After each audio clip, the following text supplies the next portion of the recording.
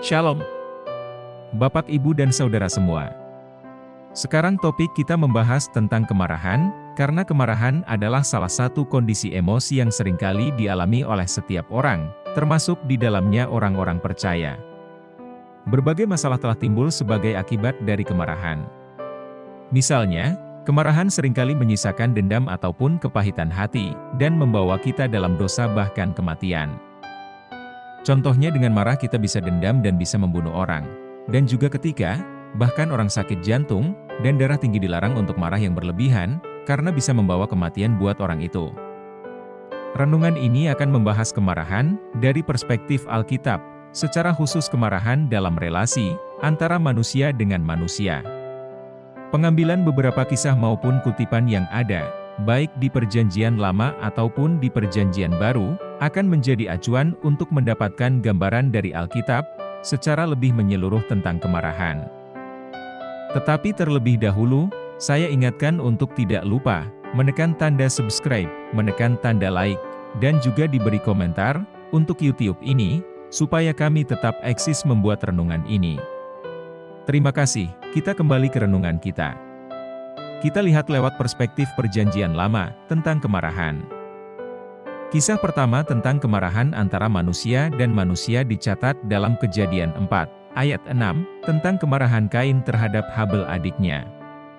Kain menjadi marah karena merasa iri. Allah menerima persembahan Habel, sedangkan persembahan Kain ditolaknya. Kain menjadi marah, dan Allah mengingatkannya, "Mengapa hatimu panas dan mukamu muram? Dosa sudah mengintip di depan pintu, ia sangat menggoda engkau, tetapi engkau harus berkuasa atasnya." Lihat Kejadian 4, ayat 7 dan 8. Kemarahan ternyata berkuasa atas Kain, sehingga ia akhirnya jatuh ke dalam dosa, dengan membunuh Habel. Dari kisah Kain dan Habel ini kita mendapati bahwa kemarahan yang tak terkendalikan, pada akhirnya hanya akan melahirkan suatu dosa, di hadapan Allah. Allah telah memperingatkan Kain akan bahaya dosa, apabila ia terus-menerus dikuasai oleh kemarahannya. Ternyata akhirnya Kain jatuh di dalam dosa, karena kemarahannya. Pemazmur dalam Mazmur 37, ayat 8 menasihatkan, "Berhentilah marah dan tinggalkanlah panas hati itu, janganlah marah, itu hanya membawa kepada kejahatan." Sedangkan penulis Amsal juga menegaskan, "Siapa lekas naik darah, berlaku bodoh, tetapi orang yang bijaksana bersabar." Amsal 14, ayat 17. Demikian juga dalam Amsal 14, ayat 29, dan juga dikatakan orang yang sabar besar pengertiannya, tetapi siapa cepat marah membesarkan kebodohan. Dalam Amsal 14, ayat 29. Demikian juga Amsal 19, ayat 19a, orang yang cepat marah akan kena denda. Penulis Amsal juga mengingatkan kita, agar merenungkan dan berhati-hati dalam berelasi dengan orang yang cepat marah. Amsal katakan, jangan berteman dengan orang yang lekas gusar, jangan bergaul dengan seorang pemarah, di Amsal 22, ayat 24. Larangan ini diberikan karena, si pemarah menimbulkan pertengkaran, dikatakan oleh Amsal 29, ayat 22. Tidak saja memperingatkan terhadap bahaya dari kemarahan yang diekspresikan, penulis kitab hikmat lain, yaitu pengkhotbah, mengingatkan, janganlah lekas-lekas marah dalam hati, karena amarah menetap dalam dada orang bodoh. Pengkhotbah 7, ayat 8, penulis kitab pengkhotbah mengecam sifat lekas marah alam diri seseorang. Bukan saja sifat lekas marah, tetapi juga sifat terus-menerus marah atau dendam. Jadi, menurut para penulis kitab hikmat, kemarahan itu sendiri wajar, tetapi sifat lekas marah dan terus-menerus marah itulah yang merupakan suatu hal yang sangat tidak baik. Teguran secara langsung dari Tuhan terhadap mereka yang lekas dan terus-menerus marah, kepada sesamanya ditemukan dalam Amsal 1, ayat 11. Beginilah firman Tuhan, karena 3 perbuatan jahat Edom, bahkan 4, aku tidak akan menarik keputusanku, oleh karena ia mengejar saudaranya dengan pedang dan mengekang belas kasihannya, memendamkan amarahnya untuk selamanya dan menyimpan gemasnya untuk seterusnya. Kemarahan itu biasa-biasa, tetapi bukan menjadi kebiasaan. Mari kita lihat sekarang dalam perspektif Perjanjian Baru tentang kemarahan. Dalam khotbahnya di bukit, Tuhan Yesus mengingatkan secara keras, bahaya dari kemarahan. Yesus berkata, setiap orang yang marah terhadap saudaranya harus dihukum. Di dalam Matius 5, ayat 2, konteks dari bagian ini adalah teguran yang Yesus berikan kepada interpretasi yang salah terhadap Taurat, yang dilakukan oleh orang Farisi.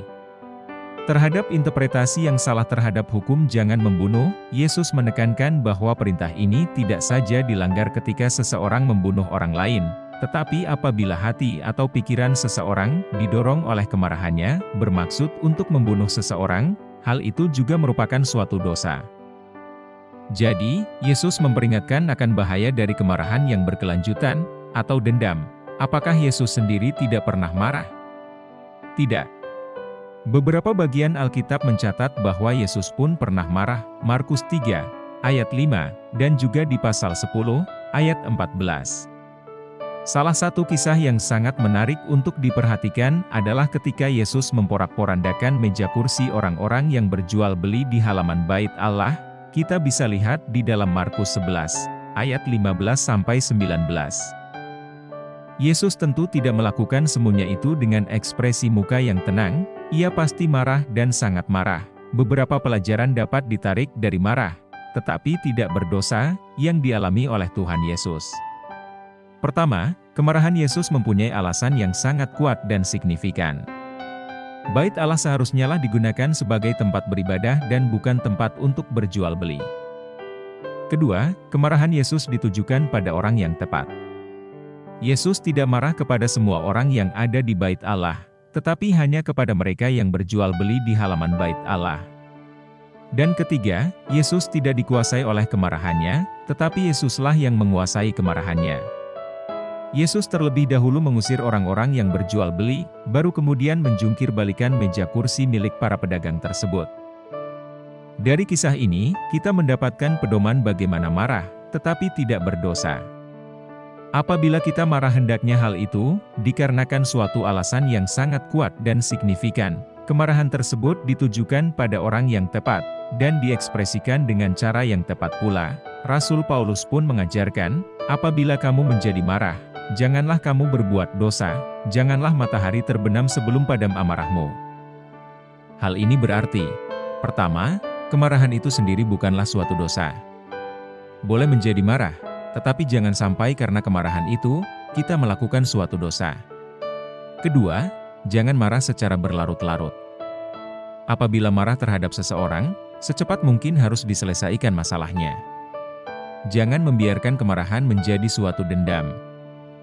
Dalam Galatia 5 ayat 19-21, Paulus menyatakan, perbuatan daging telah nyata, yaitu, percabulan, kecemaran, hawa nafsu, penyembahan berhala, sihir, perseteruan, perselisihan, iri hati, amarah, kepentingan diri sendiri, percideraan, roh pemecah, kedengkian, kemabukan, pesta pora.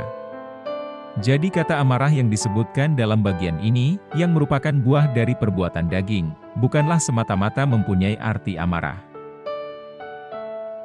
Tetapi kata amarah di sini mengandung pengertian amarah yang meledak-ledak dan tidak terkendalikan yang sudah menjadi karakter dalam diri seseorang. Dari pembahasan di atas, kita mendapati bahwa menurut Perjanjian Baru, kemarahan itu sendiri bukanlah suatu dosa, tetapi kemarahan dapat menyeret ke dalam dosa. Jadi pertanyaan adalah, apakah orang Kristen, bolehkah marah? Bolehkah kita marah? Boleh. Tetapi jangan mudah terburu-buru menjadi marah. Sebelum memutuskan untuk memarahi seseorang, perhatikan beberapa hal berikut. 1. Apakah saya mempunyai alasan yang tepat untuk marah? 2. Apakah orang yang akan saya marahi ini adalah betul-betul orang yang tepat? 3. Apakah cara marah saya menunjukkan bahwa saya menguasai kemarahan saya? 4. Apakah setelah saya memarahi seseorang, saya bersedia untuk memaafkan dan menerimanya kembali? Apabila saudara menjawab keempat pertanyaan di atas dengan jawabannya, saudara dipersilahkan untuk marah. Tetapi apabila saudara menjawab tidak pada salah satu pertanyaan di atas, lebih baik saudara memikirkan ulang keinginan saudara untuk marah, yang saudara miliki. Agar jangan sampai kemarahan tersebut menyeret saudara untuk jatuh ke dalam dosa. Amin. Mari kita berdoa. Tuhan Yesus, saat ini kami baru menyadari bahwa marah atau kemarahan dapat membuat kami melakukan dosa di hadapan-Mu. Ampuni kami ya Tuhan. Kami minta Roh-Mu yang kudus, dapat membantu kami untuk mengontrol kemarahan kami ya Tuhan, supaya kami layak di hadapan-Mu. Beri kami roh kelemah lembutan dan hikmat untuk dapat mengontrol kemarahan kami ya Tuhan. Dan lebih dari itu ajar juga kami bisa mengampuni orang yang bersalah kepada kami seperti yang Engkau ajarkan. Di dalam nama Tuhan Yesus kami berdoa, amin.